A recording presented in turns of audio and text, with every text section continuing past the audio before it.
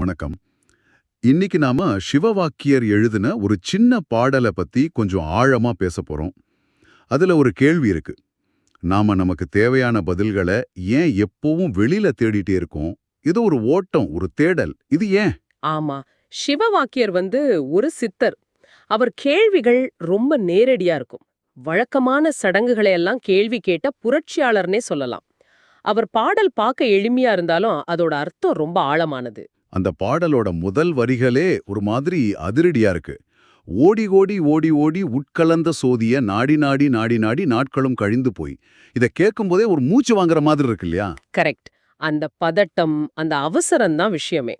அந்த உட்கலந்த சோதி, அதாவது நமக்கு உள்ளேயே கலந்திருக்கிற அந்த தெய்வீக ஒளி, அதை விட்டுட்டு நாம எங்கெங்கோ தேடி ஓடுறோம். அதனால நாட்கள் வீணா போகுதுன்னு சொல்றார்.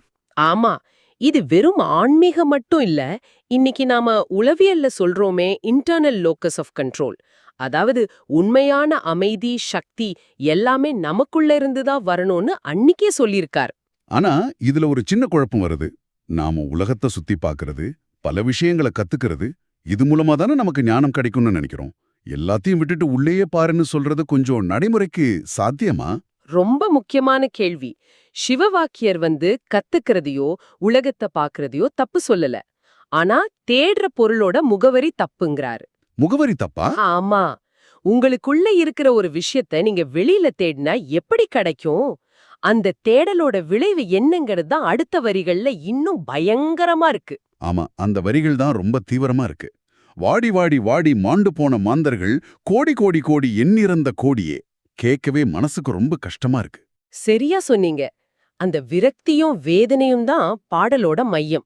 விலை மதிப்பில்லாத இந்த மனுஷ பிறவி கழிச்சோம், உள்ளே இருக்கிற அந்த உயிரை, அந்த சோதியை உணராம வெளியிலேயே தேடி வீணா போறாங்களேன்னு வருத்தப்படுறார். இது அந்த காலத்துக்கு மட்டும் இல்லாம இன்னைக்கும் பொருந்துற மாதிரி இருக்கு. நிச்சயமா. இன்னைக்கு நாம சந்தோஷத்தை சோஷியல் மீடியா லைக்ஸ்ல தேடுறோம், அடுத்த ப்ரமோஷன்ல தேடுறோம், இல்லனா அடுத்த பொருளை வாங்குறதுல தேடிட்டு இருக்கோம் இல்ல. கருவிதான் வேற, ஆனா அந்த ஓட்டம் ஒண்ணுதான். கடைசி வரைக்கும் தேடிட்டே இருந்து வாழ மறந்துடுறோம். ஒரு நிமிஷம். அப்ப இந்த கோயில், சர்ச், மசூதின்னு மக்கள் கூட்டமா போறது, அந்த யாத்திரைகள், அந்த கூட்டு வழிபாடு, அதுக்கெல்லாம் அர்த்தமே இல்லையா? அது ஒரு சமூக பிணைப்பை உருவாக்குது இல்லையா? நல்ல கேள்வி. சிவவாக்கியர் சமூக வழிபாட்டை முழுமையா எதிர்க்கிறார்னு சொல்ல முடியாது.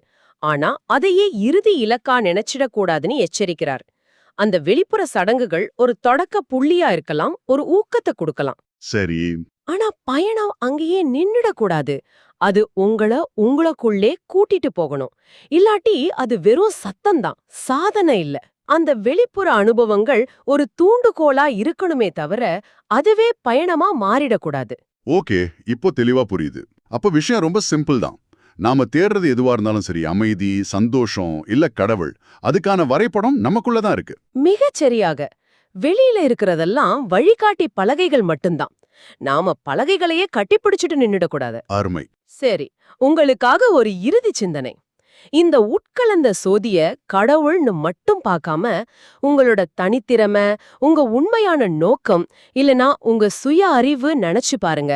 அப்போ நீங்க வெளியில தேடி நேரத்தை வீணடிக்கிறீங்களா, இல்ல அதை வளர்க்கறதுக்கு உள்ள வேலை செய்றீங்களா?